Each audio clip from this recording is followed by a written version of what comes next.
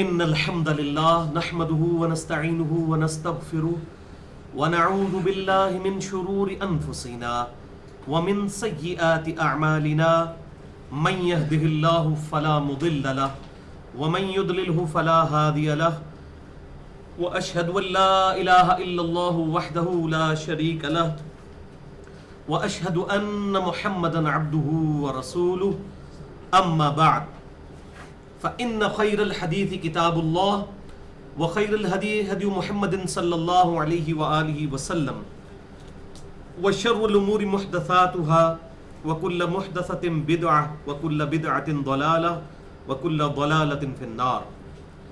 أعوذ بالله السميع العليم من الشيطان الرجيم من همزه ونفخه ونفثه. بسم الله الرحمن الرحيم.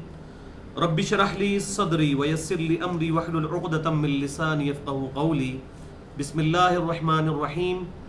ان الله وملائكته يصلون على النبي يا ايها الذين آمنوا صلوا عليه وسلموا تسليما. اللهم صل على محمد وعلى ال محمد كما صليت على ابراهيم وعلى ال ابراهيم انك حميد مجيد. اللهم بارك على محمد وعلى ال محمد كما باركت على ابراہیم وعلى آل ابراہیم انک حمید مجید. الحمدللہ آج 18 اپریل 2015 کو ہفتے کے دن قرآن کلاس نمبر 171 میں ہم سورۃ الرعد کی آیت نمبر 30 سے آن ورڈ شروع کریں گے. اس سے پہلے سورۃ الرعد کی آیت نمبر 28 کے کانٹیکسٹ میں 6 لیکچرز مسلسل ہوئے الحمدللہ اور کل تقریباً 7 گھنٹے کی گفتگو بنتی ہے. مسئلہ نمبر 111 اے بی اور سی اور مسئلہ نمبر 112 اے بی اور سی. اور وہ قرآن حکیم میں اللہ تعالیٰ کے ذکر کے اعتبار سے ایپیکس اور چوٹی ہے وہ آیت ذروۂ سنام سورۃ الرعد کی آیت نمبر 28. الذین آمنوا وتطمئن قلوبہم بذکر اللہ. جو ایمان والے لوگ ہیں ان کے دل چین پاتے ہیں اللہ کی یاد سے، اس کے ذکر سے. الا بذکر اللہ تطمئن القلوب. آگاہ ہو جاؤ اللہ کی یاد میں دلوں کا سکون ہے. الذین آمنوا وعملوا الصالحات. وہ لوگ جو کہ ایمان لے کر آئے اور انہوں نے نیک اعمال کیے.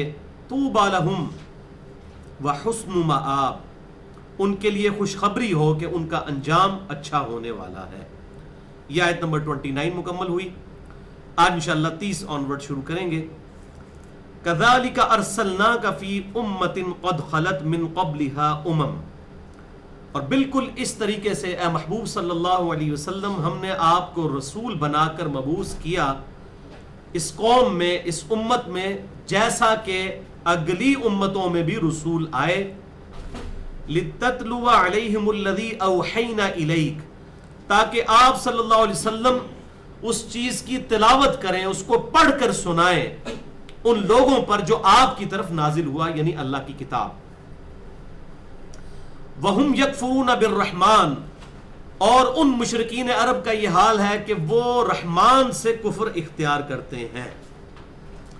اس کا ایک معنی تو یہ ہے کہ رحمان یعنی اللہ پر جو ایمان لانے کا حق ہے، الرحمن، وہ پورا نہیں کرتے تو یقیناً وہ بھی کفر کی ایک شکل ہے. اس کے لیے اولاد تجویز کرتے ہیں، بیٹے بیٹیاں تجویز کرتے ہیں، تو یہ بھی ایک اللہ کا کفر اختیار کرنے کے اعتبار سے ایک شکل ہے. اور دوسرا جو صحیح مسلم میں ہمیں ملتا ہے اور اس کا پھر ڈیٹیل سے ذکر سورۃ الکہف کی آخری آیات میں بھی آیا کہ جو مشرکین عرب تھے وہ رحمان، الرحمن نام سے چڑ کھاتے تھے. اللہ کے نام سے وہ واقف تھے اور وہ اپنی دیوی اور دیوتاؤں کو یہ اللہ تعالیٰ کا بیٹا قرار دیتے تھے اور چھوٹے الہ مانتے تھے. لیکن اسی اللہ کو جب رحمان کے نام سے، الرحمن کے نام سے پکارا جائے تو وہ اس سے چڑ کھاتے تھے. اور پھر سورۃ الکہف کی آخری آیات میں آیا کہ چاہے تم اللہ کے نام سے پکارو چاہے رحمان کے نام سے پکارو، تمام اچھے نام اسی کے ہیں. تو یہ رحمان کے نام سے چڑ کھاتے تھے، تو یہ اس کی طرف بھی اشارہ ہے کہ آپ اس قوم کی طرف مبعوث ہوئے ہیں وَهُمْ يَكْفُرُونَ بِالرَّحْمَانِ جو رحمان کا کفر کرتے ہیں. قُلْ هُوَ رَبِّي لَا إِلَٰهَ إِلَّا هُوَ اے محبوب صلی اللہ علیہ وسلم آپ فرما دیجئے الرحمن جو ہے وہ میرا رب ہے, لا الہ الا ہو نہیں ہے کوئی معبود سوائے اس کے, علیہ توکلت و الیہ متاب اور اسی پر میں نے بھروسہ کیا اور میں اسی کی جانب رجوع لانے والا ہوں, اسی رحمان کی جانب. اچھا یہاں پر ایک ضمناً مسئلہ میں عرض کر دوں, یہ عموماً لوگوں کے نام ہوتے ہیں عبد الرحمن, عبد الرحیم, اور بسا اوقات لوگ ان کو رحمان کہہ کر پکارتے ہیں. تو ایسا پکارنا کوئی شرک نہیں ہے, یہ جائز ہے, کیونکہ اللہ تعالیٰ کا نام ہے الرحمن, دی رحمان, الٹیمیٹ رحمان. اگر کسی کو صرف رحمان کہا جاتا ہے رحم کھانے والا تو انسان بھی ہو سکتا ہے, ایک ماں بھی اپنی اولاد کے اوپر رحمان ہے. رحیم کہا جاتا ہے. ایون قرآن حکیم میں سورۃ التوبہ کی آخری آیات میں آپ صلی اللہ علیہ وسلم کو کہا گیا بالمؤمنین رؤوف الرحیم, آپ صلی اللہ علیہ وسلم مومنین کے لیے رؤوف بھی ہیں اور رحیم بھی ہیں. حالانکہ رحیم کس کا نام ہے؟ اللہ کا الرحیم, لیکن وہاں الرحیم نہیں آیا, رؤوف اور رحیم. تو اگر رؤوف اور رحیم غیر اللہ کے لیے بولا جا سکتا ہے تو رحمان کا لفظ بھی بولا جا سکتا ہے, وہی بسم اللہ الرحمن الرحیم. تو الرحیم اللہ کا نام ہوگا, رحیم ایک عام انسان بھی ہو سکتا ہے, لیکن جب اس کو الف لام کے ساتھ خاص کر دیں گے پھر وہ الرحمن صرف اللہ کے لیے خاص ہوگا. تو اس طرح جن لوگوں کا نام عبد الرحمن ہے اگر کوئی رحمان کہہ کے پکارتا ہے تو یہ جائز ہے, لیکن چونکہ اس کے گھر والوں نے اس کا نام عبد الرحمن رکھا ہے, رحمان کا بندہ, تو بہتر تو یہی ہے کہ اس کو اسی نام کے ساتھ پکارا جائے, عبد الرحمن, رحمان کا بندہ. اور کاش وہ پھر رحمان کا بندہ ثابت بھی ہو, یہ تو نہیں کہ نام صرف عبد الرحمن ہو اور کرتوت جو ہے وہ عبد الشیطان والے ہوں, شیطان کے بندے والے ہو جائیں. تو نام کی لاج بھی انسان رکھے. اور یہ بھی صحیح حدیث کے اندر آیا کہ آپ صلی اللہ علیہ وسلم نے فرمایا کہ اللہ تعالیٰ کو دو نام بڑے محبوب ہیں, عبداللہ اور عبد الرحمن.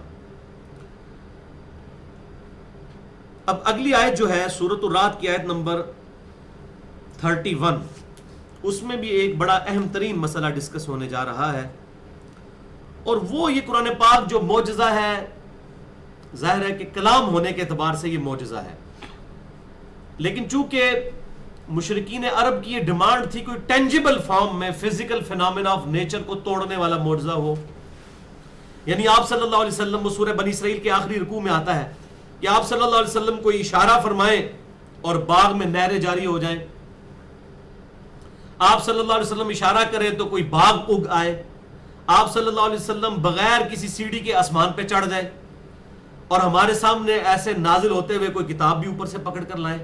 یہ 9 معجزات ہیں جن کا ذکر سورہ بنی اسرائیل میں آتا ہے کہ وہ مشرکین عرب کہتے تھے آپ اس قسم کا کوئی معجزہ کر کے بتائیں, کیونکہ انہوں نے بھی مرغے کی ٹانگ پکڑ لی تھی, جسے اردو میں کہتے ہیں نا, کوئی کمزور پوائنٹ پکڑ لینا اپنے زوم میں, کیونکہ قرآن پاک میں یہ واضح آ چکا تھا کہ اس نبی کا جو معجزہ ہے واحد جس پر دعوی نبوت ہے سورۃ العنکبوت میں, وہ اللہ کی کتاب ہے. تو یہ باقی ٹینجیبل فارم میں معجزے نہیں دکھائے جائیں گے. ویسے آپ صلی اللہ علیہ وسلم کے معجزے کافی زیادہ ہیں بخاری اور مسلم میں, لیکن وہ سارے کے سارے معجزات اہل ایمان کے سامنے ہوئے, ان کی بنیاد پر دعوی نبوت نہیں کیا گیا.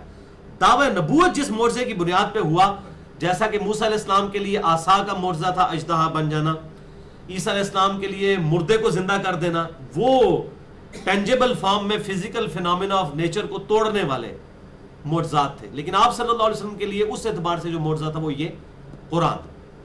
تو وہ کہتے تھے کہ ہمیں آپ اس کے ذریعے وہ کوئی ایسا کلام پڑھے کہ ایسے ایسے بڑے بڑے کارنامے ہو جائیں.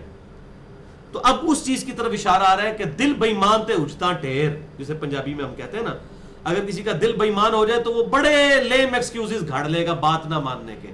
تو اب اس کا ذکر آ رہا ہے کہ جن لوگوں نے ایمان نہیں لانا, جنہوں نے بات نہیں ماننی, آپ ان کو سب کچھ بھی دکھا دیں اس کتاب کے ذریعے, وہ کارنامے کر کے ان کو دکھا دیں کہ جو وہ منہ مانگ رہے ہیں, تب بھی یہ لوگ ایمان نہیں لے کر آئیں گے, کیونکہ انہوں نے ماننا تو ہے نہیں ہے, ضد پہ اڑے ہوئے ہیں. عقل مند کے لیے تو یہی نشانی کافی ہے.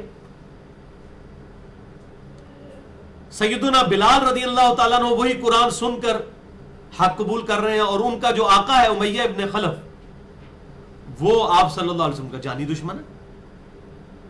ابو جہل اسلام قبول نہیں کر رہا اور اسی کے غلام ہے آگے سیدنا یاسر، عمار ابن یاسر کے والد اور ان کی والدہ سیدہ سمیہ رضی اللہ تعالی عنہم اجمعین، وہ ایمان قبول کر رہے ہیں. تو ابھی اس کی طرف ذکر ہے، اور یہ بڑی قرآن پاک کے اعتبار سے بڑی اہم ترین آیت ہے، سورۃ الرعد آیت نمبر 31.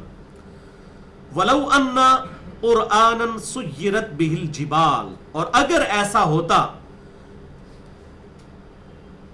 کہ ایسا ہم قرآن کے ساتھ معاملہ کرتے، قرآن اس حال میں نازل کرتے کہ اس کے پڑھنے سے پہاڑ چل پڑتے، یعنی قرآن پڑھنا شروع ہو اور پہاڑ وجد میں آ جائے.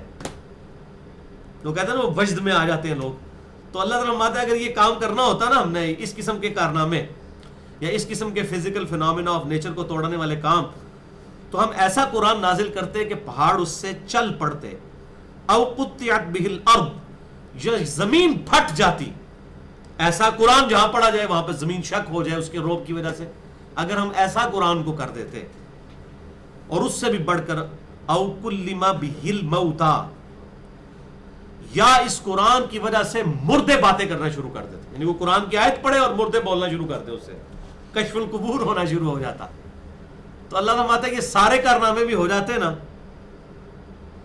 بل للہ الامر جمیعا، پھر بھی سب کا سب معاملہ اللہ کے ساتھ ہی خاص ہو جاتا. یعنی یہ چیزیں بھی ان کو ایمان لانے پر مجبور نہ کر سکتی جو لوگ اس بات پر تلے ہوئے ہیں کہ انہوں نے حق بات قبول نہیں کرنی. تب بھی ایمان انہوں نے ہی لانا تھا جنہوں نے حق بات کو قبول کرنا ہے. تو اللہ ہی کے اختیار میں ہے. افلم ییأس الذین آمنوا ان لو یشاء اللہ لہدی الناس جمیعا، کیا ایمان والے لوگ یہ بات نہیں جانتے کہ اگر اللہ چاہتا لہدی الناس جمیعا تو سب کے سب لوگوں کو ہدایت پر جمع کر دیتا. یعنی اگر اللہ تعالیٰ نے زبردستی ہدایت دینی ہوتی نا تو کروڑوں اربوں خربوں فرشتوں کو دی ہوئی ہے نا، ان کا کوئی اختیار نہیں ہے. اللہ تعالیٰ نے انہیں اس بات پر مجبور کیا ہے کہ وہ حق پر ہی قائم ہے، وہ غلطی کر ہی نہیں سکتے. اگر ہدایت ہی اللہ نے دینی ہوتی زبردستی تو سب کے سب لوگ ہدایت پر آ جاتے. لیکن انسان اور جن اللہ کی وہ مخلوقات ہیں کہ جن کے بارے میں اللہ تبارک و تعالیٰ نے یہ ڈیوائن ڈیسیژن کیا کہ میں ایسی مخلوقات پیدا کروں گا جو اپنی مرضی سے مجھے چاہے. اور اصل ٹیسٹ بھی اسی چیز کا ہے کہ انسان اپنی چوائس سے اپنے رب کو چاہے، اور اسی وجہ سے انسان فرشتوں سے افضل ہے.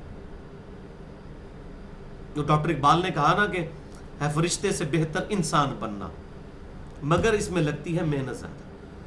ہر انسان نہیں فرشتے سے بہتر، وہ انسان جو واقعی اللہ تعالیٰ کو رسپانس کرے. کیوں کہ اس میں خیر اور شر دونوں مادہ موجود ہے. فَأَلْهَمَهَا فُجُورَهَا وَتَقْوَاهَا، اس کے باوجود وہ شر پر قابو پاتا ہے اللہ تعالیٰ کی دی ہوئی عقل کی برکت سے اور وحی کی تائید کے ذریعے، اور حق کو قبول کرتا ہے. تو یہ اللہ تعالیٰ کو پسندیدہ ہے بنسبت اس فرشتے کے کہ جس کے اندر حق سے اناد کا مادہ ہی موجود نہیں ہے. تو اللہ تعالیٰ فرماتا ہے کہ اگر ہم ایسا قرآن نازل کرتے جس سے پہاڑ چل پڑتے یا زمین پھٹ جاتی یا مردے کلام کرنا شروع کر دیتے، تب بھی سب معاملہ اللہ ہی کے ساتھ خاص ہوتا. اگر اللہ زبردستی ہدایت دینا چاہتا تو ہی ان کو ہدایت ملتی جو خود گمراہی خریدے ہوئے ہیں. اور اس کو آپ اس مثال سے سمجھ لیں، جو شخص سویا ہوا ہے اس کو تو آپ جگا سکتے ہیں، اور جو آنکھیں بند کر کے لیٹا ہوا ہے اس کو نہیں آپ جگا سکتے، اس کی تو نیت ہی نہیں اٹھے گی. آپ مجھے بتائیں کتنی واضح آیت ہے قرآن پاک کے پہلے صفحے پر، سورۃ الفاتحہ کی آیت نمبر 4، ایاک نعبد و ایاک نستعین. اے اللہ ہم صرف تیری ہی عبادت کرتے ہیں اور غائب میں مدد کے لیے صرف تجھی کو پکارتے ہیں، دعا صرف تجھی سے کرتے ہیں.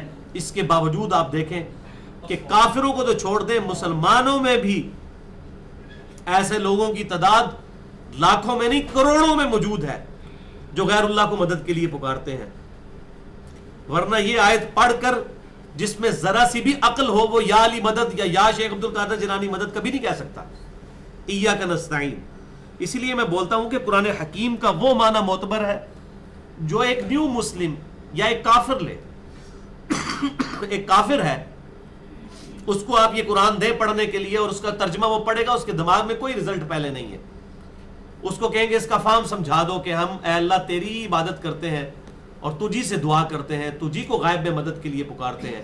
ایک تو ظاہری اسباب ہے، ان کا تو قرآن میں حکم ہے وَتَعَاوَنُوا عَلَى الْبِرِّ وَالتَّقْوَى وَلَا تَعَاوَنُوا عَلَى الْإِثْمِ وَالْعُدْوَانِ، نیکی اور پرہیزگاری کے کاموں میں ایک دوسرے کی مدد کرو اور برائی کے کاموں میں مت کرو. لیکن ایک ہے غائب میں دعا کے لیے پکارنا، تو کوئی گورا ایاک نستعین پڑھ کر اے اللہ صرف تجھی سے مانگتے ہیں، یہ مان جائے گا کہ یا علی مدد بھی مانگا جا سکتا ہے؟ کبھی نہیں. اور یہ بھی یاد رکھیے گا اللہ تعالیٰ نے واضح سورہ النساء کی آیت نمبر 82 میں ارشاد فرمایا اگر یہ قرآن اللہ کے علاوہ کسی اور کی طرف سے ہوتا تو تم میں اس میں اختلاف کثیر پاتے کہ پہلے صفحے پہ کوئی اور بات ہے تو دوسرے پہ کوئی اور تو تیسرے پہ کوئی اور. اتنی موٹی کتاب لکھتے ہوئے اگر کسی انسان کی کتاب ہوتی تو وہ بھول جاتا کہ میں پہلے صفحے پہ ایاک نستعین لکھ کر آیا ہوں. تو بھائی اگر پہلے صفحے پہ ایاک نستعین ہے نا تو آخری صفحے تک دوبارہ یہ بات نہیں آئے گی کہ ایاک نستعین کے علاوہ بھی کوئی عقیدہ ہو سکتا ہے، کیونکہ پھر یہ اللہ کی کتاب نہیں ہے معاذ اللہ. تو سورۃ النساء آیت نمبر 82 اگر یہ اللہ کے علاوہ کسی اور کی طرف سے ہوتی تو تم اس میں اختلاف کثیر پاتے. تو اس میں امپلائیڈ ہے کہ اللہ کی طرف سے ہے تو اس میں کوئی اختلاف نہیں ہے. اگر پہلے صفحے پہ ایاک نستعین ہے تو آخری صفحے تک یہی بات ریپیٹ ہوگی. وَإِذَا سَأَلَكَ عِبَادِي عَنِّي فَإِنِّي قَرِيبٌ أُجِيبُ الدَّعْوَةَ الدَّاعِي إِذَا دَعَانِ. اور اے میرے محبوب صلی اللہ علیہ وسلم جب میرے بندے آپ سے میرے متعلق پوچھیں تو آپ فرمائیے میں بالکل تمہارے قریب ہوں، ہر پکارنے والے کی پکار کو سنتا ہوں. فَلْيَسْتَجِيبُوا لِي وَلْيُؤْمِنُوا بِي لَعَلَّهُمْ يَرْشُدُونَ. لیکن لوگوں کو بھی چاہیے کہ میری بات مجھ پر ایمان لائیں اور میری بات کو مانیں جیسا کہ ماننے کا حق ہے، ایمان لائیں جیسا کہ ایمان لانے کا حق ہے تاکہ یہ ہدایت پا سکیں. پھر یہ تو سورۃ البقرہ میں تھا، پھر سورۃ النمل میں آتا ہے اَمَّن يُجِيبُ الْمُضْطَرَّ إِذَا دَعَا. بھلا بتاؤ تو کون ہے جو تکلیف میں گھرے ہوئے شخص کی دعا کو قبول کرتا ہے. وَيَكْشِفُ السُّوءَ اور اس سے برائی کو دور بھی کر دیتا ہے. وَيَجْعَلُكُمْ خُلَفَاءَ الْأَرْضِ اور وہ تمہیں اگلوں کا خلیفہ کرتا ہے زمین پر.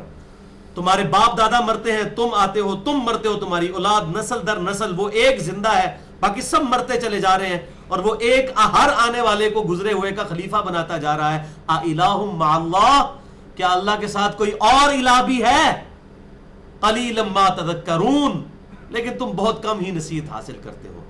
تو یہاں اللہ تعالیٰ نے کیٹاگوریکل ڈیسیژن سنا دیا کہ اگر اللہ تعالیٰ کے ساتھ کسی یہ 20ویں صفحے کے پہلے 20ویں پارے کے پہلے صفحے پہ یہ آیت ہے، اگر اللہ کے علاوہ کسی اور کے بارے میں یہ عقیدہ رکھا کہ وہ تکلیف دور کر سکتا ہے، اس کو مصیبت اور پریشانی میں پکارا جائے دعا کے لیے، تو گویا اسے الہ بنانے کے مترادف ہے. الہ مع اللہ. اور پھر کوئی پروٹوکول نہیں ہے. سورۃ المؤمن میں آیا آیت نمبر 60 میں ادعونی استجب لکم، اے میرے بندے مجھ سے مانگ میں قبول کروں گا. ان الذین یستکبرون عن عبادتی، بے شک وہ لوگ جو مجھ سے عبادت میں یعنی دعا کرنے میں تکبر کرتے ہیں میں انہیں ذلیل و خوار کر کے دوزخ میں داخل کروں گا. اب یہاں پر اللہ تعالیٰ نے عبادت قرار دے دیا ہے دعا کو. غائب میں مدد کے لیے پکارنا یہ عبادت ہے اور عبادت اللہ کے علاوہ کسی کی نہیں ہو سکتی. اب کسی بھی کلمہ گو مسلمان چاہے وہ اہل سنت میں سے ہو، اہل تشیع میں سے ہو، کسی میں سے بھی ہو، اس سے یہ پوچھے کہ اللہ کے علاوہ کسی سے دعا کی جا سکتی ہے، وہ کبھی نہیں یہ بات ماننے کا. تو اس کو بس یہ بات سمجھانی ہے کہ یا علی مدد کا مطلب ہے سیدنا علی سے دعا کرنا. وسیلہ اور توسل بالکل الگ چیز ہے. وہ میرا مسئلہ نمبر 43 ریکارڈ ہے، صحیح وسیلہ اور توسل، وسیلہ اور توسل کے صحیح احکام و مسائل. پکارنا اللہ ہی کو ہے. تو اللہ تعالیٰ ہمارے اگر لوگ زبردستی ہی اللہ تعالیٰ لوگوں کو ہدایت دینا چاہتا تو سب لوگوں کو ہدایت پہ جمع کر دیتا. وَلَا يَزَالُ الَّذِينَ كَفَرُوا تُصِيبُهُمْ بِمَا صَنَعُوا، اور کفار اسی حالت میں رہیں گے اور انہیں یہ معاملات تکلیف دہ پہنچتے رہیں گے ان کے کرتوتوں کے بدلے میں.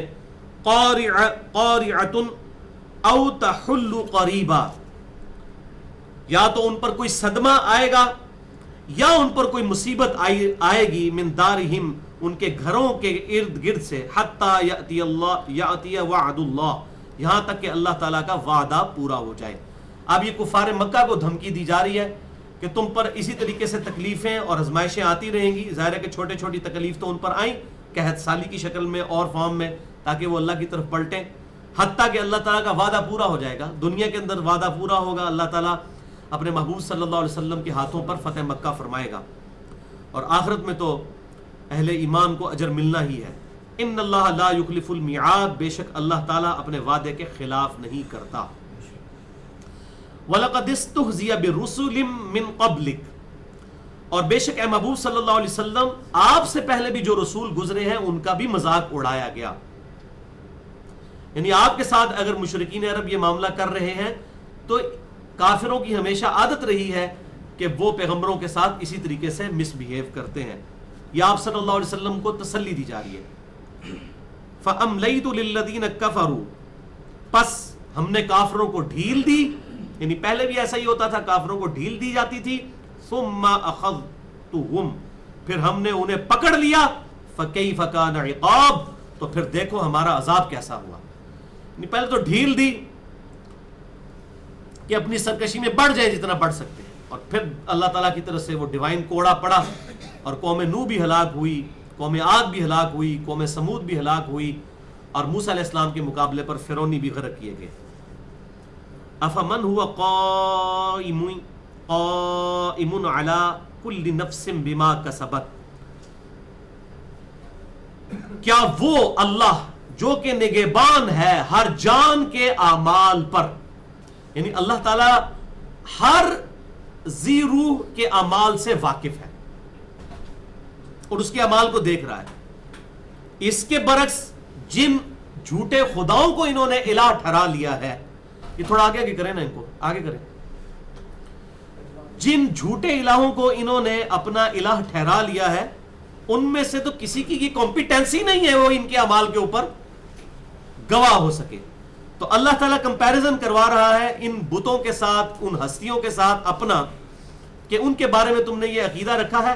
افمن هو قائم علی کل نفس بما کسبت، بھلا بتاؤ تو کہ وہ اللہ جو کہ گواہ ہے، خود نگہبانی فرما رہا ہے ہر ذی روح کے اعمال کی۔ وَجَعَلُوا لِلَّهِ شُرَكَاءَ، اور مشرکین نے اس کو چھوڑ کر اللہ کے مقابلے پر اور شریک ٹھہرا لیے جن میں سے کسی کی کمپیٹنسی نہیں ہے کہ وہ لوگوں کے اعمال پر گواہ ہو سکیں۔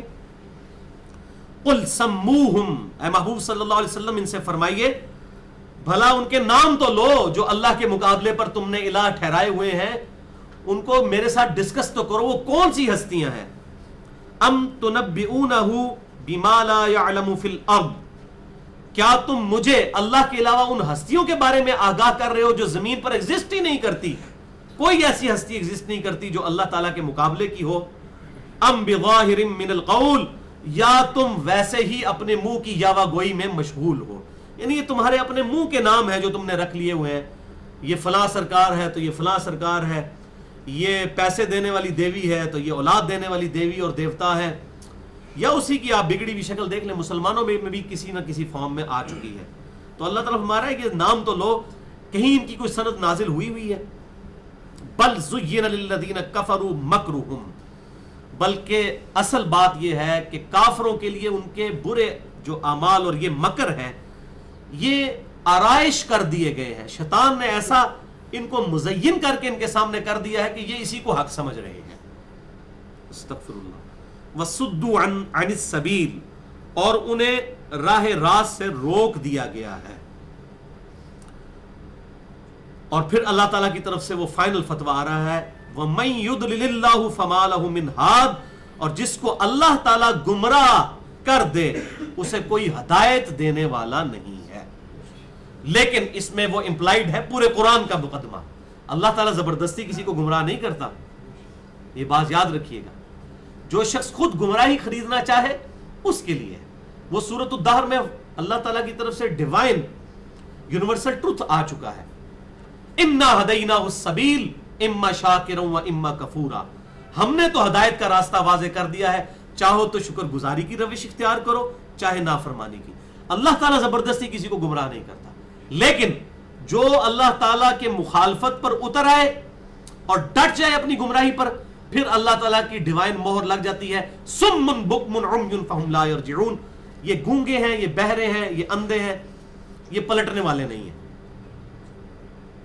تو یہ اس کا ذکر ہے کہ ان کے مکر کی وجہ سے جو اب یہ راہ راست سے ہٹ چکے ہیں، تو اب اللہ ہی نے انہیں گمراہ کر دیا، یعنی اللہ نے اپنی مہر ثبت کر دی ہے، اب انہیں کوئی ہدایت دینے والا نہیں، جس کو آپ انگلش میں کہتے ہیں پوائنٹ آف نو ریٹرن۔ ابو جہل جو تھا وہ پوائنٹ آف نو ریٹرن پہ پہنچ چکا ہوا تھا۔ سیدنا خالد ابن ولید رضی اللہ تعالیٰ عنہ گمراہ ضرور تھے لیکن پوائنٹ آف نو ریٹرن تک نہیں پہنچے ہوئے تھے، اس لیے اللہ تعالیٰ نے ان کو ہدایت بھی دے دی، اور آپ صلی اللہ علیہ وسلم نے بھی انہیں اکوموڈیٹ کیا ہے۔ دیکھیں میرٹ کی کتنی قدر ہے اسلام میں، حالانکہ صلح حدیبیہ کے بعد مسلمان ہوئے ہیں، یعنی اسلام کا جب گولڈن پیریڈ شروع ہو چکا تھا، لیکن جیسے ہی اسلام قبول کیا آپ صلی اللہ علیہ وسلم نے انہیں سپہ سالار بنا دیا۔ یہ نہیں کہا کہ یہ جونیئر ہے، نہیں، ٹیلنٹ تھا کہ ہاں جی یہ لڑاکا ہے، اور جو ہے وہ اللہ تعالیٰ نے پھر وہ ایسی اللہ کی تلوار مسلط کر دی کافروں کے اوپر، کیا جناب رومن امپائر کے بھی پاؤں اکھاڑ دیے اور پرشین امپائر کے بھی پاؤں اکھاڑ دیے، اور حضرت ابوبکر صدیق رضی اللہ تعالیٰ عنہ اسی لیے ان کو بڑی اہمیت دیتے تھے۔ لیکن سیدنا عمر جو ہے وہ بڑے سمجھدار تھے، انہوں نے جب یہ چیز دیکھی کہ لوگوں نے اسلام کی فتوحات کو اللہ کی بجائے خالد ابن ولید کے ساتھ جوڑنا شروع کر دیا، انہوں نے خلیفۃ المسلمین بنتے ہی پہلا ایگزیکٹو آرڈر یہ جاری کیا کہ خالد ابن ولید کو آرمی چیف کے عہدے سے ہٹا کر بالکل عام سپاہی کی حیثیت دے دی، اور اس شخص کی بھی آپ للہ دیکھیں وہ عام سپاہی کی حیثیت سے لڑنا شروع ہو گئے، اور ابو عبیدہ ابن جراح کو این اس وقت میں جبکہ رومن امپائر دنیا کی سب سے بڑی سپر پاور، 2/3 دنیا پہ جس کی حکومت تھی، کوئی سوچ بھی نہیں سکتا تھا کہ عرب کے ننگ دھڑنگ لوگ جن کے پاؤں میں جوتیاں بھی نہیں ہیں وہ اتنی بڑی سپر پاور کو گرا لیں گے۔ این بالکل اس موقع پر سیدنا عمر فاروق رضی اللہ تعالیٰ نے ڈیسیژن کیا، یہ ان کا اللہ پر یقین تھا کہ خالد کی وجہ سے فتح نہیں ہو رہی ہے، اللہ کی وجہ سے ہو رہی ہے۔ لوگ تو کہہ رہے تھے، بڑے لوگوں نے روکا، امیر المومنین یہ کیا کر رہے ہیں آپ، فائنل گھمسان کی جنگ ہونے والی ہے۔ انہوں نے کہا نہیں، یہی تو بت پرستی توڑنی ہے کہ یہ فتح اللہ کی طرف سے ہے۔ اور دیکھ لیں ابو عبیدہ ابن جراح کے ہاتھ پر اللہ تعالیٰ نے جنگ یرموک میں رومن امپائر کو گرا دیا، اور ادھر دیکھیں ادھر بھی خالد ابن ولید کو نہ بھیجا، پرشین امپائر جو دوسری سپر پاور تھی دنیا کی، سعد ابن ابی وقاص کو بھیج دیا رضی اللہ تعالیٰ عنہ، اور جنگ قادسیہ میں 8,500 مسلمان شہید ہوئے، اور کافروں کی طرف سے تقریباً 1,00,000 کے قریب لوگ قتل ہوئے، اور اللہ تعالیٰ نے پرشین امپائر بھی سیدنا عمر کے دور میں مسلمانوں کے قدموں میں ڈال دی۔ تو یہ بات ہے، اس وقت تو کسی نے یہ سوچا بھی نہیں تھا کہ کیا معاملات ہونے والے ہیں مستقبل میں۔ تو یہ اللہ تعالیٰ جسے ہدایت پر لے آئے اسے کوئی گمراہ نہیں کر سکتا، اور جسے اللہ گمراہ کر دے اس کے اعمال کے سبب، اور اس کو کوئی ہدایت پھر نہیں دے سکتا۔ لہم عذاب فی الحیات الدنیا، ان کے لیے، ایسے بدبختوں کے لیے جنہوں نے خود گمراہی کمائی ہے، دنیا کی زندگی میں بھی عذاب ہے، وَلَعَذَابُ الْآخِرَةِ أَشَقُّ، اور آخرت کا عذاب تو بہت سخت ہے۔ یعنی کہ دنیا تو یہ فرسٹ قسط ہے، اصل تو آخرت کا عذاب ہے جو ہونے والا ہے، وَلِعَوْذُ بِاللَّهِ تَعَالَى وَمَا لَهُم مِّنَ اللَّهِ مِن وَاقٍ، اور اللہ کے علاوہ کوئی بھی اس کے عذاب کی گرفت سے بچانے والا نہیں ہے، کوئی دھونس کے ساتھ بچا نہیں سکتا کسی کو، حتیٰ کہ شفاعت بھی ہوگی تو اس کے اذن سے۔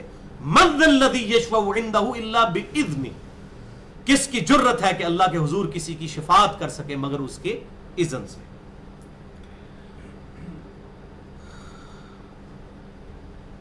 مثل الجنت التي وعد المتقون، اب ساتھ ہی سائملٹینیس کنٹراسٹ، جب بھی دوستیوں کا ذکر آئے گا ساتھ اہل ایمان کا بھی ذکر آئے گا۔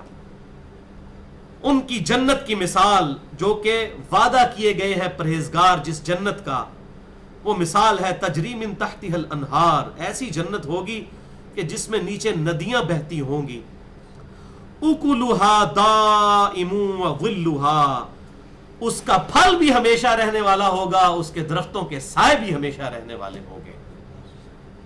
تلک عقبى الذین اتقوا، یہ ہے انجام کار ان لوگوں کا جنہوں نے تقوی اختیار کیا۔ اب یہ تقوی جو ہے گاڈ کانشسنس، پرہیزگاری، بچنا، تقوی لفظ جو ہے عربی میں وقا سے نکلا ہے، بچنے سے، یعنی اللہ تعالیٰ کی محبت اور اللہ تعالیٰ کے عذاب کے ڈر کی وجہ سے ہر برائی سے، حرام کام سے بچ جانا، یہ تقوی ہے۔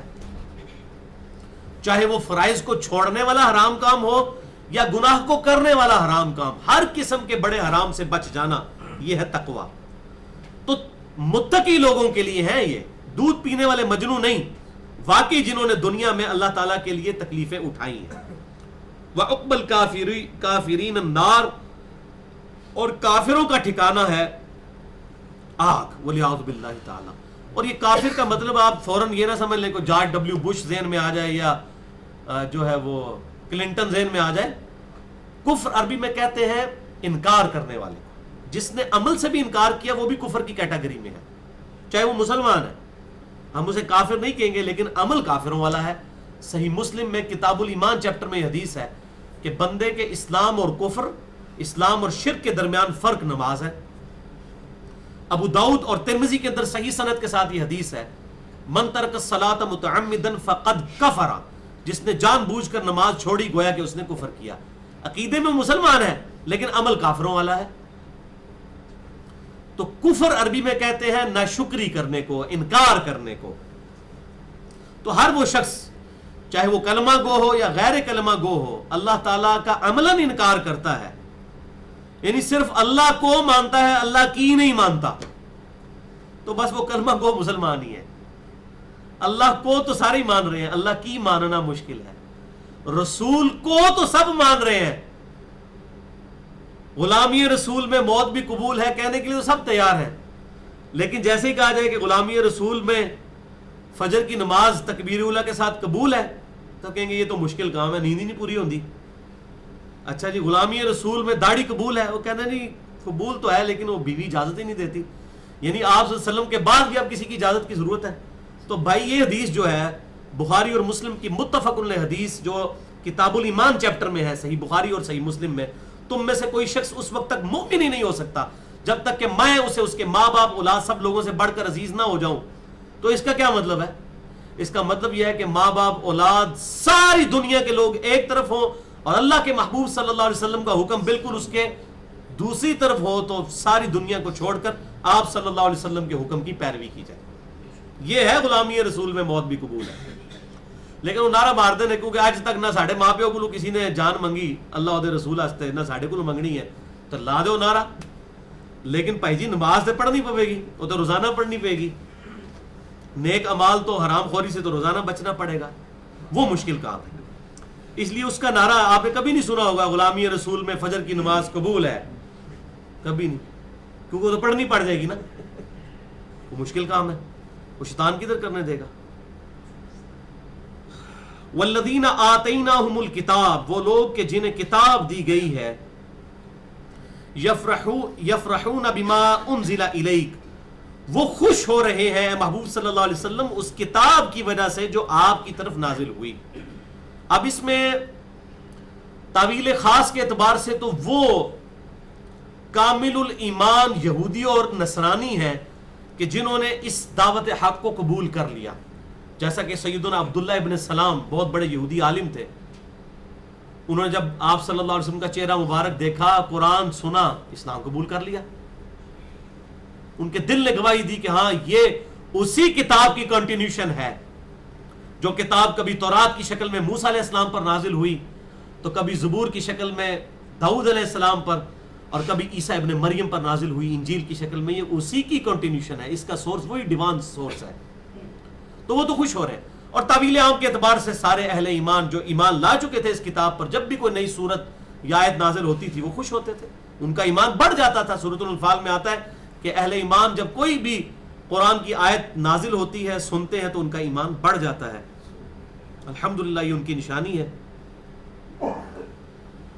بما انزل الیک، اس کے سبب جو آپ کی طرف نازل کیا گیا یعنی اللہ کی کتاب۔ ومن الاحزاب من ينکر بعضہ، اور انہی گروہوں میں سے ایسے بھی ہیں جو اس قرآن کا انکار بھی کرتے ہیں، چاہے مشرکین عرب ہوں چاہے وہ جیوز اور کرسچنز ہوں، وہ بھی انکار کر رہے ہیں، حالانکہ ان کی کتابوں میں پریڈکشنز موجود ہیں۔ تو اولڈ ٹیسٹمنٹ ہو یعنی تورات یا نیو ٹیسٹمنٹ یعنی انجیل، اس میں آج بھی آپ صلی اللہ علیہ وسلم کی پریڈکشنز موجود ہیں، میں پہلے بھی کئی دفعہ بیان کر چکا ہوں۔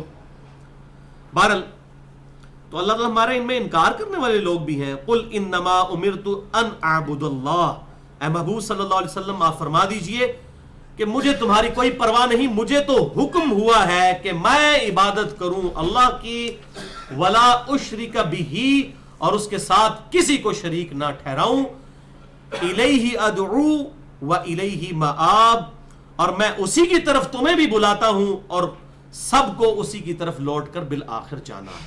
یعنی میری دعوت جو ہے وہ اللہ ہی کی طرف ہے، جو سورۃ النحل کی آیت نمبر 36 ہے. وَلَقَدْ بَعَثْنَا فِي كُلِّ أُمَّةٍ رَسُولًا أَنِ اعْبُدُوا اللَّهَ وَاجْتَنِبُوا الطَّاغُوتَ، ہم نے ہر امت اور قوم میں کوئی نہ کوئی پیغمبر مبعوث کیا ایک ہی بنیادی دعوت کے ساتھ، أَنِ اعْبُدُوا اللَّهَ، عبادت کرو اللہ کی، اور اللہ کے مقابلے پر وَاجْتَنِبُوا الطَّاغُوتَ، جو بھی طاغوت ہیں، طاغوت کا لفظ طغا سے نکلا ہے، حد سے باہر نکلنا، طغیانی بھی ہم سمندر میں کہتے ہیں آتی ہے، اللہ کے مقابلے پر جو بھی طغا ہے اس سے اجتناب کرنا. یہ تمام انبیاء کی دعوت ہے. وَكَذَلِكَ أَنزَلْنَاهُ حُكْمًا عَرَبِيًّا، اور اسی طریقے سے ہم نے نازل کیا ہے اس حکم کو، قرآن کو عربی میں. عربی میں ہے تو ظاہر ہے کہ عرب کے لوگوں کو ہی بنیادی دعوت دی جا رہی ہے، وہی مخاطبین اول ہیں، تو وہ یہ بھی نہیں کہہ سکتے کہ جی یہ ایسی زبان میں ہے کہ ہمیں بات سمجھ نہیں آ رہی. تو مشرکین عرب نے چونکہ پوری دنیا میں انہوں نے ہی آگے دعوت کو پھیلانا تھا، ان کی زبان میں یہ کتاب نازل کی گئی. وَلَا إِنِ اتَّبَعْتَ أَهْوَاءَهُمْ بَعْدَ مَا جَاءَكَ مِنَ الْعِلْمِ، اور اے سننے والے، ویسے خطاب تو آپ صلی اللہ علیہ وسلم کو ہے لیکن آپ کی وساطت سے سب کو ہے کہ اے سننے والے شخص، اے اس قرآن کے مخاطب، اگر بالفرض تو نے پیروی کی ان لوگوں کی خواہشات کی، بعد ما جاءک من العلم، بعد اس کے کہ تیرے پاس العلم یعنی قرآن آ چکا ہے، ما لک من اللہ من ولی ولا واق، تو یاد رکھنا اللہ کے مقابلے پر نہ تو کوئی تیرا دوست ہوگا اور نہ کوئی تیرا پشت پناہ بچانے والا.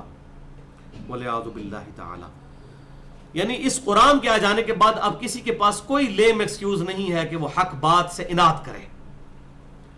وَلَقَدْ أَرْسَلْنَا رُسُلًا مِّن قَبْلِكَ، اور بے شک ہم نے آپ صلی اللہ علیہ وسلم سے پہلے بھی کئی رسول بھیجے.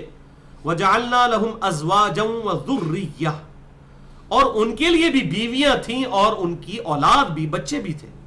اب یہ بھی مشرکین عرب کا خام خواہ ایک اعتراض تھا کہ جناب اگر یہ نبی ہیں تو ان کی بیوی کیوں ہیں، ان کے بچے کیوں ہیں، یعنی کوئی ما فوق الفطرت چیز ہونی چاہیے پروفٹ. تو اللہ تعالیٰ نے فرمایا ایسی چیز نہیں ہے. سورہ بنی اسرائیل میں آیا کہ اگر زمین پر فرشتے آباد ہوتے تو ہم فرشتوں میں سے پیغمبر کو بناتے. اب جب دنیا میں انسان آباد ہیں تو پیغمبر انسانوں میں سے ہی آئے گا. تو یہ اللہ تبارک و تعالیٰ نے آئیڈیل بنانا ہے پیغمبر کو انسانیت کے لیے، تو انسانیت ہی کی سپیشیز اور نو سے ہوگا وہ. لیکن یہ سپیشیز کی بات ہو رہی ہے، مرتبے کی بات نہیں ہے. معاذ اللہ، مرتبے میں کس کو نسبت ہو سکتی ہے کسی بھی پیغمبر کے ساتھ؟ اور ہمارے محبوب صلی اللہ علیہ وسلم جو امام الانبیاء ہیں ان کے مرتبے کی بات نہیں ہو رہی. لیکن as far as human being is concern, اس کی سپیشیز کنسرن ہے، تو آپ صلی اللہ علیہ وسلم بھی انسان ہیں، اسی لیے انسانوں کے لیے آئیڈیل ہے. آپ صلی اللہ علیہ وسلم کو بھی جب تکلیف پہنچی تو آپ کے بھی مبارک آنسو نکلے. آپ صلی اللہ علیہ وسلم کو بھی جب غزوہ احد میں زخم لگے تو آپ صلی اللہ علیہ وسلم کا خون مبارک نکلا، 4 دانت بھی شہید ہوئے، صحیح مسلم میں آتا ہے. تو آپ صلی اللہ علیہ وسلم بھی انہی فیزز سے گزرے جس طرح ایک انسان گزرتا ہے، ورنہ آج وہ ہمارے لیے آئیڈیل نہ ہوتے. کوئی بھی کہہ سکتا تھا جی وہ نبی ہمارے لیے آئیڈیل کیسے ہو سکتا ہے جسے پتہ ہی نہیں کہ انسان پہ تکلیف کیا آتی ہے. اب جبرائیل تو ہمارے لیے آئیڈیل نہیں ہو سکتا نا، اس نے تو اس تکلیف سے گزرنا ہی نہیں ہے جس تکلیف سے ایک انسان کو گزرنا پڑتا ہے. تو اللہ تعالیٰ نے فرمایا کہ ہم نے پہلے بھی جتنے نبی بھیجے ان کی بیویاں بھی تھی، ان کی اولاد بھی تھی. یہ کوئی دلیل نہیں ہے کسی کی پیغمبری کا انکار کرنے کا. وما کان لرسول ان یاتی بآیۃ، اور کسی رسول کے لیے یہ ممکن ہی نہیں تھا کہ وہ کوئی معجزہ دکھا سکتا، الا باذن اللہ، ہاں مگر جب اللہ تعالیٰ کسی معاملے میں اذن دیتا تھا.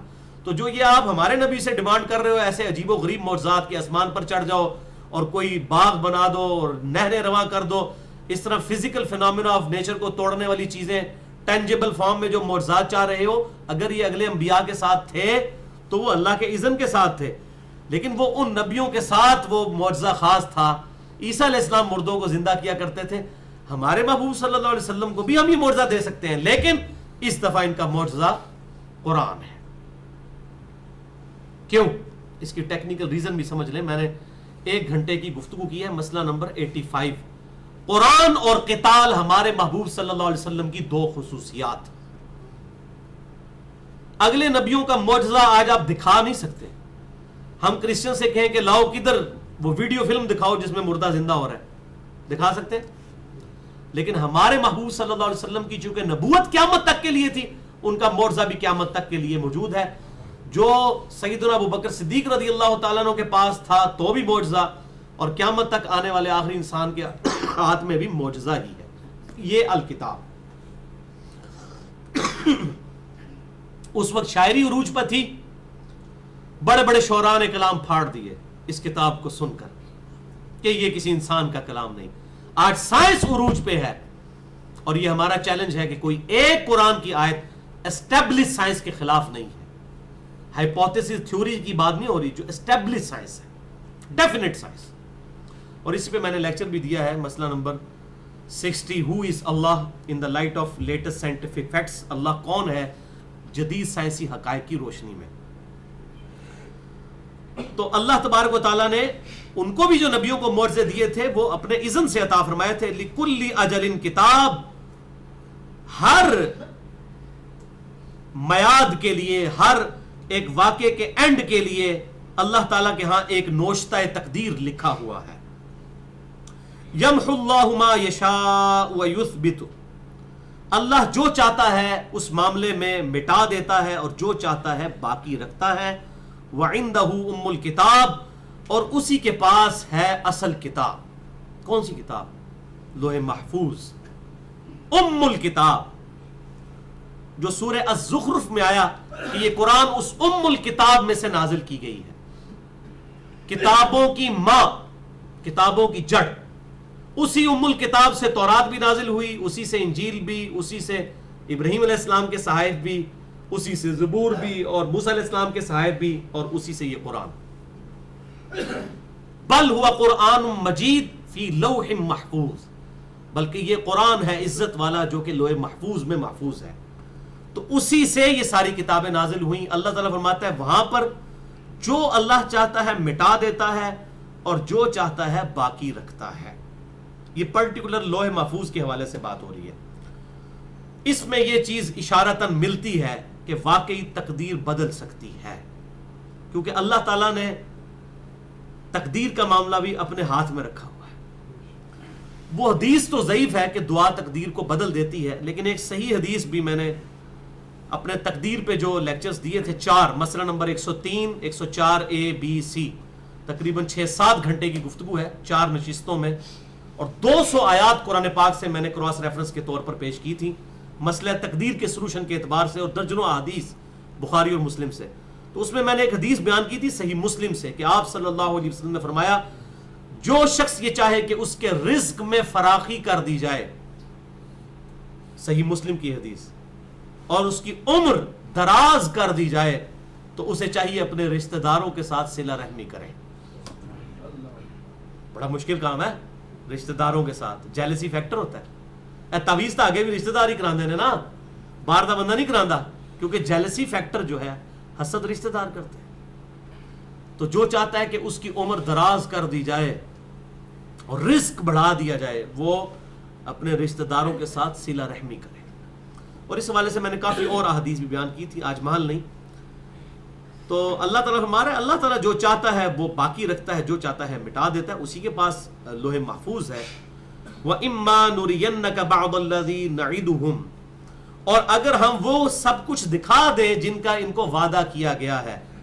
یعنی وہ یہ بھی کہتے تھے کہ اے نبی صلی اللہ علیہ وسلم آپ ہمیں کہتے ہیں عذاب آ جائے گا، عذاب آ جائے گا، عذاب آ جائے گا. وہ عذاب کب آئے گا جس کا آپ وعدہ دیتے ہیں ہمیں؟ تو اللہ تعالیٰ فرما رہا ہے کہ وہ عذاب اگر اس آپ کی مبارک زندگی میں آ گیا تب بھی یا آپ کے بعد بھی آیا، وہ آ کر ان پر رہنا ہے. مرنے کے بعد تو آنا ہی آنا ہے، ضروری نہیں کہ آپ صلی اللہ علیہ وسلم کی مبارک زندگی میں آئے. وَإِمَّا نُرِيَنَّكَ بَعْضَ الَّذِي نَعِدُهُمْ، اور اے محبوب صلی اللہ علیہ وسلم اگر ہم آپ کو دکھا دیں وہ عذاب جس کا ہم ان سے وعدہ کرتے ہیں، او نَتَوَفَّيَنَّكَ، یا آپ کو ہم پہلے ہی فوت کر دیں، آپ کو پہلے ہی اٹھا لیں، آپ کو پہلے ہی موت آ جائے. فَإِنَّمَا عَلَيْكَ الْبَلَاغُ، تو بے شک آپ کا کام تو ہے دعوت دینا، وعلینا الحساب، اور ہمارا کام ہے حساب لینا. آپ نے دعوت دے دی، دیٹس آل. اب یہ اللہ کی مرضی ہے ان کے ساتھ کیا کرتا ہے. آپ کی زندگی میں عذاب دکھا دے، اور پھر آپ کی مبارک زندگی میں دکھایا. سورۃ الانفال میں آیا کہ غزوہ بدر کی شکل میں پہلا عذاب جو ہے کافروں پر مسلط ہوا، اور آخری قسط جو ہے وہ مشرکین عرب پر غزوہ حنین کی شکل میں آئی، اور پھر انٹرنیشنل لیول پہ غزوہ تبوک کے اعتبار سے مسلمانوں کی دھاک بیٹھ گئی. اور پھر جو یہود و نصارہ پر عذاب آیا ہے وہ حضرت ابوبکر و عمر کے دور کے اندر جا کر آیا، اور ان سے ان کی بڑی بڑی امپائرز چھن گئی. تو اللہ تعالیٰ فرمایا چاہے آپ کی زندگی میں کریں یا آپ کے دنیا سے تشریف لے جانے کے بعد، یہ ہمارے ذمہ ہے. آپ کا کام صرف دعوت دینا ہے، یعنی زبردستی کرنا نہیں ہے. اولم یروا انا نأتی الارض ننقصها من اطرافها، کیا یہ غور نہیں کر رہے کہ ہم زمین ان کے لیے اطراف سے کم کرتے آ رہے ہیں. یعنی آہستہ آہستہ اسلام پھیل رہا ہے، اسلام کی دعوت پھیل رہی ہے، اور ان کا گھیرا تنگ ہوتا جا رہا ہے. یہ مکی صورتوں میں سے بھی آپ سمجھ لیں بالکل آخر میں نازل ہونے والی یہ صورتوں میں سے ایک ہے، اور اسی کانٹیکسٹ میں یہ بات ہو رہی ہے. یہ مدنی صورت ہے، سوری اس لیے میں نے دیکھ لیا، یہ مدنی صورت ہے. مکے کے آخری دور میں اسلام کا جو معاملہ پھیلنا شروع ہو گیا تھا، پھر آپ صلی اللہ علیہ وسلم کو اتنی پاور ضرور مل گئی تھی کہ آپ کو ایک الٹرنیٹو بیس مل گئی ہجرت مدینہ کے لیے. تو پھر یہ اللہ تعالیٰ یہ مدنی صورت ہے، تو اور مزید کنفرم ہو گیا کہ مدینہ شریف میں تو پھر آپ صلی اللہ علیہ وسلم کی فتوحات کا سلسلہ شروع ہوا. تو اللہ تعالیٰ فرما رہا ہے دیکھ رہے ہو کہ تم اس عذاب کی بات کر رہے ہو، وہ الٹیمیٹ عذاب آئے گا، لیکن تمہارے لیے زمین تو تنگ ہوتی جا رہی ہے، مسلمانوں کا دائرہ کار وسیع ہوتا جا رہا ہے. واللہ یحکم لا معقب لحکمہ، اور اللہ تعالیٰ جو حکم فرماتا ہے تو اس کے حکم کو کوئی بدل نہیں سکتا. وہو سریع الحساب، اور وہ حساب لینے میں جلدی فرمانے والا ہے. ہمیں وہ لگ رہا تھا نا لیٹ، اللہ کے لیے تو کوئی ٹائم ہی نہیں ہے نا جی. اللہ کے لیے تو آنے واحد میں ہی ہے، اللہ کے لیے تو کل کی بات بھی نہیں ہے حضرت آدم علیہ السلام کا پیدا ہونا. آپ اس کو دنیاوی مثال سے ایک سمجھیں، جو شخص ہوائی جہاز پہ سفر کر رہا ہو نا، تو تقریباً یہ جو بوئنگ جہاز ہے تقریباً زمین سے 10 کلومیٹر کی بلندی پر اڑتا ہے. 10 کلومیٹر 10,000 میٹر. تو اب جب 10,000 کلومیٹر کی بلندی پر جو جہاز اڑ رہا ہے نا، اس بلندی پر ایک ہی آنے واحد میں آپ کو جہلم، گجرات، کھاریاں، لاہور سب ایک ہی آنے واحد میں نظر آ رہا ہوتا ہے، کیونکہ وہ بلندی ہوتی ہے نا. تو یہ سارا ایریا ایک آنے واحد میں نظر آ رہا ہوتا ہے. اللہ تعالیٰ کے لیے ٹائم اینڈ سپیس کوئی قید ہی نہیں ہے. اللہ تعالیٰ کے لیے قیامت کا قائم ہونا، یہ پہلے انسان کا بننا، یہ آنے واحد میں سب کچھ سامنے ہے. یہ ہماری لیمیٹیشنز ہے نا، اور وہی چیزیں آپ نے ہمارے محبوب صلی اللہ علیہ وسلم کو دکھا بھی دی. شب معراج جو دوزخیوں کا عذاب دکھایا گیا ہے دوزخ میں، ابھی تو دوزخی دوزخ میں پہنچے ہی نہیں ہیں، وہ تو قیامت کے بعد پہنچنے ہیں. اللہ تعالیٰ نے ٹائم میں سے گزار کے وہ وقت پہلے ہی آپ صلی اللہ علیہ وسلم کو دکھا دیا. صحیح بخاری اور مسلم میں آتا ہے کہ میں ان گھوڑوں کی پیٹھوں کو بھی دیکھ رہا ہوں جو عیسیٰ ابن مریم کے ساتھ مل کر دجال کے خلاف قتال کریں گے. تو آپ صلی اللہ علیہ وسلم کو وہ قرب قیامت کا وقت اللہ تعالیٰ نے پہلے ہی دکھا دیا، عذاب قبر دکھا دیا. تو یہ جو غیبی خبریں ہیں اللہ تعالیٰ اپنے پیغمبروں کو دکھاتا ہے تاکہ ان کا ایمان اعلیٰ ترین درجے پر پہنچ جائے، حق الیقین پر، عین الیقین سے بھی آگے حق الیقین پر. ہم تو سارے سن سنا کے مسلمان ہیں نا، اور پیغمبر دیکھ کر سر تسلیم خم کرنے والا ہوتا ہے. تبھی تو پوری وہ کنوکشن کے ساتھ لوگوں کو قائل کرتا ہے کہ بھئی میں نے دیکھا ہے. جو صحیح بخاری میں حدیث ہے، اگر جو میں جانتا ہوں تم جان لیتے تو تم کم ہنستے اور زیادہ روتے. اور صحیح مسلم میں حدیث ہے کہ میں نے اللہ سے دعا کی کہ تمہیں عذاب قبر سنوا دے، لیکن پھر مجھے ڈر ہوا کہ تم اپنے مردوں کو دفنانا چھوڑ دو گے اگر عذاب قبر سنوا دیا گیا. تو نبی کے لیے یہ سارے کے سارے معاملات اس طریقے سے ظاہر کر دیے جاتے ہیں. ہاں، نبی کے علاوہ کسی بھی اور کے لیے ایسے واقعات ماننا یہ شان نبوت کے منافی ہے.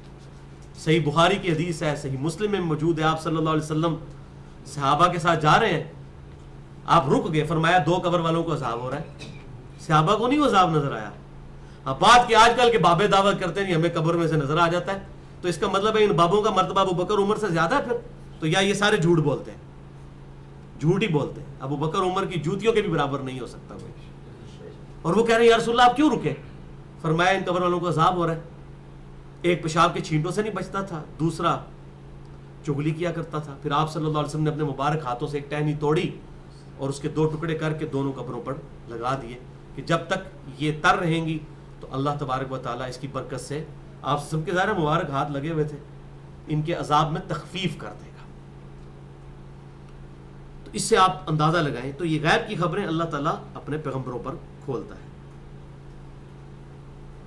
وَقَدْ مَكَرَ الَّذِينَ مِن قَبْلِهِمْ, اور بے شک مکاریاں کیا کرتے تھے ان سے پہلے بھی جو کافر گزرے ہیں.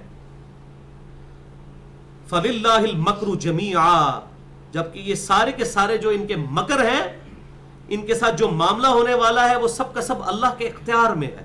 ایک معنی یہ بھی ہو سکتا ہے, اور دوسرا معنی یہ بھی ہو سکتا ہے کہ یہ سب کی سب ان کی جتنی چالیں ہیں اللہ تعالیٰ کی جو خفیہ تدبیر ہے وہ سب پہ بڑھ کر ہے. کہ جتنے بھی مکر کر لیں اللہ کو تو دھوکہ نہیں دے سکتے نا. جو سورۃ التوبہ میں آتا ہے کہ اے نبی صلی اللہ علیہ وسلم, یہ منافقین آ کر آپ سے جھوٹے بہانے کرتے ہیں, آپ کو یہ راضی بھی کر لیں تب بھی اللہ کو تو راضی نہیں کر سکتے.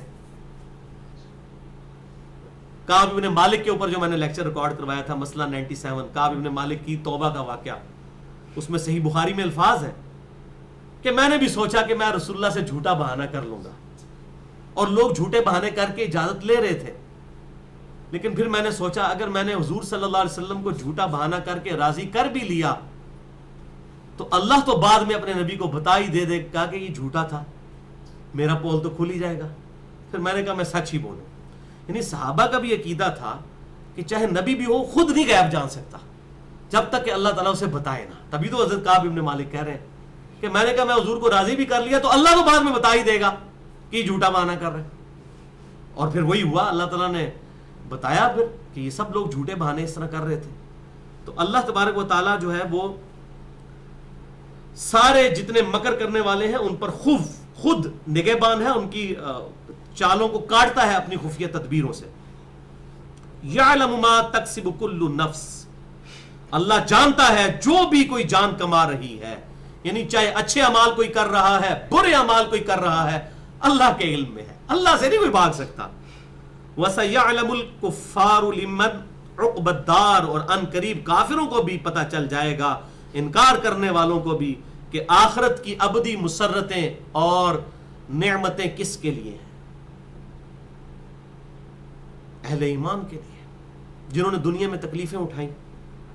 وَيَقُولُ الَّذِينَ كَفَرُوا لَسْتَ مُرْسَلًا, اور کافر کہتے ہیں اے نبی تم رسول نہیں ہو. وَلِعَاذُ بِاللَّهِ تَعَالَى قُلْ كَفَى بِاللَّهِ شَهِيدًا بَيْنِي وَبَيْنَكُمْ, اے محبوب صلی اللہ علیہ وسلم تم فرماؤ کہ اللہ گواہ ہے میرے اور تمہارے درمیان کہ میں اللہ کا رسول ہوں. مجھے تمہارے سرٹیفکیٹ کی ضرورت نہیں ہے, اللہ نے مجھے پیغمبر بنا کر بھیجا ہے, وہ میری پشت پر ہے, وہ گواہ ہے اس بات پر کہ میں اللہ کا رسول ہوں. وَمَنْ عِنْدَهُ عِلْمُ الْكِتَابِ, اور وہ بھی اس بات پر گواہ ہے جن کے پاس کتاب کا علم ہے. جو اہل کتاب ہے, چاہے جیوز ہوں یا کرسچنز, جو واقعی صحیح الایمان ہے, وہ بھی جانتے ہیں کہ میں اللہ کا رسول ہوں. اس پہ یہ سورت مکمل ہوئی, سورۃ الرعد. لہذا اس حوالے سے میں اب چونکہ ٹائم باقی ہے تھوڑا سا 2-4 منٹ, کہ یہ جو جن لوگوں کا ذکر آیا وَمَنْ عِنْدَهُ عِلْمُ الْكِتَابِ, جن کے پاس الکتاب کا علم ہے, وہ بھی جانتے ہیں کہ میں اللہ کا رسول ہوں. یعنی علماء یہود اور علماء نصارہ, وہ مانے یا نہ مانے ان کا دل یہ گواہی دیتا ہے, اور ان میں پھر اہل ایمان بھی تھے. عبداللہ ابن سلام جیسے لوگ جنہوں نے اسلام قبول بھی کر لیا. سیدنا تمیم داری عیسائی تھے, انہوں نے اسلام قبول کیا. عبداللہ ابن سلام یہودی تھے, اسلام قبول کیا. آج بھی جو اولڈ ٹیسٹمنٹ اور نیو ٹیسٹمنٹ ہے اس میں آپ صلی اللہ علیہ وسلم کی بشارتیں موجود ہیں. آپ اولڈ ٹیسٹمنٹ جس کو ہم تورات کہتے ہیں, یہ انجیل مقدس کے نام سے نا اکٹھی چھپی ہوئی ہے. انارکلی جو سوسائٹی ہے, بائبل سوسائٹی انارکلی لاہور, وہ فری بھی آپ کے گھر بھجوا دیں گے آپ اگر ان کو لیٹر لکھیں اسی ایڈریس پہ. تو یہ انہوں نے اولڈ ٹیسٹمنٹ اور نیو ٹیسٹمنٹ جو ہے وہ اکٹھا چھاپا ہوا ہے ایک ہی بائنڈنگ میں. اور یہ سمجھ لیں قرآن پاک سے تقریباً 2-2.5 گنا موٹی کتاب بن جاتی ہے اپنے والیوم کے اعتبار سے. کیونکہ تورات اور انجیل جو ہمارے پاس اس وقت ٹیمپرڈ فارم میں تحریف شدہ موجود ہے, بیسیکلی وہ تورات اور انجیل پلس ان نبیوں کی احادیث اور کچھ صحائف اور زبور ان کا مرغوبہ ہے. تو ساری چیزیں مکس ہیں. ہمارے ہاں تو قرآن حکیم علیحدہ ہے, بخاری اور مسلم الگ ہے, لیکن وہاں احادیث بھی ہوں, عیسیٰ علیہ السلام کے اقوال بھی اسی انجیل کے اندر موجود ہے.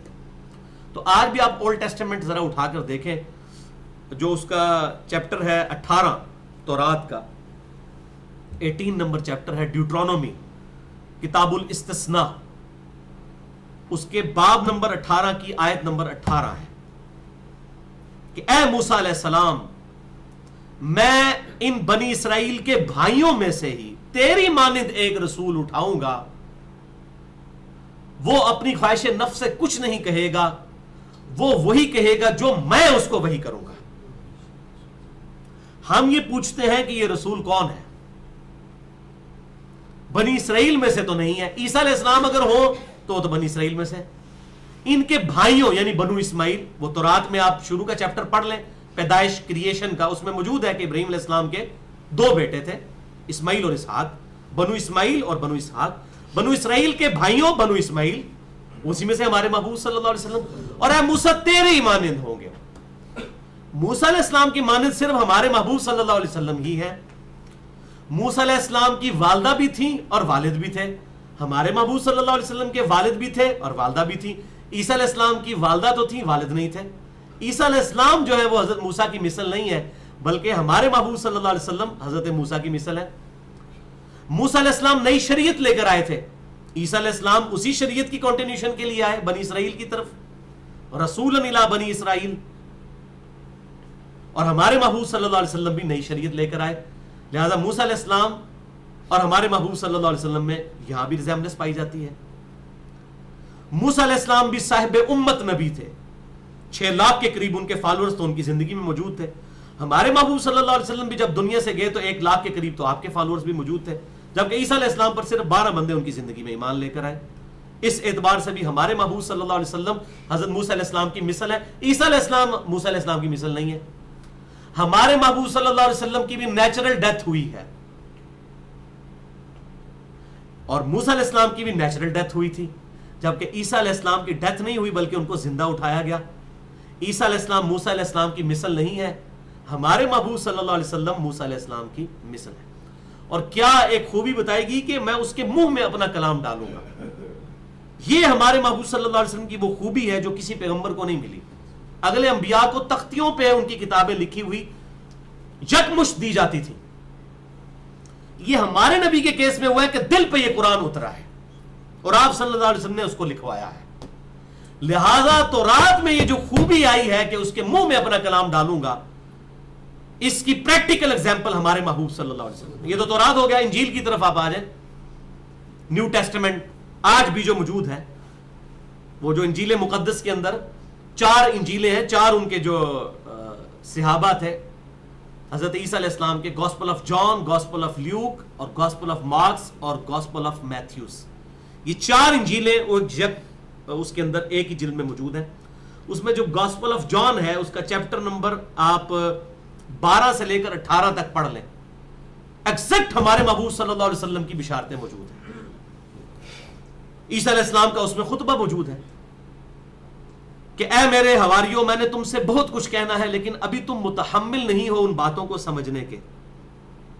جب وہ ہستی دنیا میں آئے گی وہ تمہیں وہ باتیں سکھائے گی جو میں نے نہیں سکھائی, اور میرا دنیا سے جانا تمہارے لیے رحمت ہے. تو میں اس سے ریکویسٹ کروں گا کہ وہ تمہارے لیے کمفرٹر بھیجے, اور وہ شخص ہوگا جو اپنے خواہش سے کچھ نہیں کہے گا, وہ وہی کہے گا جو اللہ اسے وہی کرے گا, اور وہ دنیا میں ہم میرا نام بھی روشن کرے گا. ایگزیکٹ یہی آیت قرآن میں بھی موجود ہے, وما ينطق عن الهوى ان هو الا وحی یوحى. یہ محبوب صلی اللہ علیہ وسلم اپنی خواہش نفس سے کچھ نہیں کہتے, یہ وہی کہتے ہیں جو اللہ ان کو وہی کرتا ہے. یہ آیت تورات میں بھی موجود ہے, آج کی تورات میں بھی اور آج کی انجیل میں بھی موجود ہے, اور دنیا میں میرا نام روشن کرے گا. ہم یہ پوچھتے ہیں کہ دنیا میں کون سی ہستی ہے جس نے عیسیٰ ابن مریم کا نام روشن کیا ان کے دنیا سے جانے کے بعد, سوائے ہمارے محبوب صلی اللہ علیہ وسلم کے. اچھا کرسچن سے پوچھیں, وہ کہتے ہیں جی اس سے مراد روح قدس ہے. انہیں کہیں کہ اسی گاسپل آف جان میں لکھا ہے کہ روح قدس تو اس وقت دنیا میں آتا ہے جب کوئی پیغمبر ہو، اور آپ تو کہتے ہو عیسیٰ کے بعد کوئی پیغمبر ہی نہیں آیا. پھر روح قدس نے اگر آ کے دنیا میں عیسیٰ کا نام روشن کیا تو ہمیں دکھائیں کہاں روشن کیا. آپ کے تو کرسچنز میں بھی اکثریت ایسی ہے جو عیسیٰ علیہ السلام کو جو ہے وہ پیدائشی طور پر مرزانہ پیدائش کے قائل ہی نہیں ہے. یہ ہمارے محبوب صلی اللہ علیہ وسلم ہے جنہوں نے یہ ایلیگیشن دور کی. آپ حیران ہوں گے انجیل میں کوئی آیت موجود نہیں ہے کہ جب سیدہ مریم پر بدکاری کی تہمت لگی تو انہوں نے اپنی تہمت کس طرح دور کی تھی. یہ قرآن میں سورہ مریم میں سورہ آل عمران میں آیا کہ انہوں نے بچے کی طرف اشارہ کیا تو وہ بچہ بول اٹھا کہ میں اللہ کا بندہ ہوں، مجھے اللہ نے کتاب دی ہے، سلام ہو اس دن پر جس دن میں پیدا ہوا، اور سلام ہو اس دن پر جس دن میں مروں گا، اور سلام ہو اس دن پر جس دن میں اٹھایا جاؤں گا. تو مجھے نبی بنایا، مجھے کتاب دی. یہ بچہ پنگھوڑے میں بول اٹھا جس کی وجہ سے وہ سارے کے سارے یہودی علماء اس وقت تو خاموش ہو گئے، بعد میں خیر جو کچھ انہوں نے کیا. تو یہ حضرت مریم پر جو ایلیگیشن لگی وہ انہوں نے دور کیسے کی؟ اس معجزے کے ذریعے. اس معجزے کا ذکر انجیل میں موجود نہیں ہے، یہ قرآن پاک ہی میں ہے. اور کوئی مسلمان اس وقت تک مسلمان ہی نہیں ہو سکتا جب تک کہ عیسیٰ علیہ السلام کو بھی اللہ کا پیغمبر ویسے ہی نہ مان لے جیسا کہ ہمارے محبوب صلی اللہ علیہ وسلم کو مانتا ہے. اور مسلمان ہی دنیا میں وہ واحد بلیورز ہیں جو عیسیٰ علیہ السلام کو کرائسٹ مسیح مانتے ہیں، اللہ کا پیغمبر مانتے ہیں. جیوز تو ان کو دجال کہتے ہیں، معاذ اللہ، ولد الزنا کہتے ہیں، معاذ اللہ. صرف مسلمان ہی اس روئے ارض پر کرسچنز کے علاوہ مسلمان ہی ہیں جو حضرت عیسیٰ علیہ السلام کو اللہ کا پیغمبر مانتے ہیں، ان کے لیے رسپیکٹ جو ہے وہ دیتے ہیں.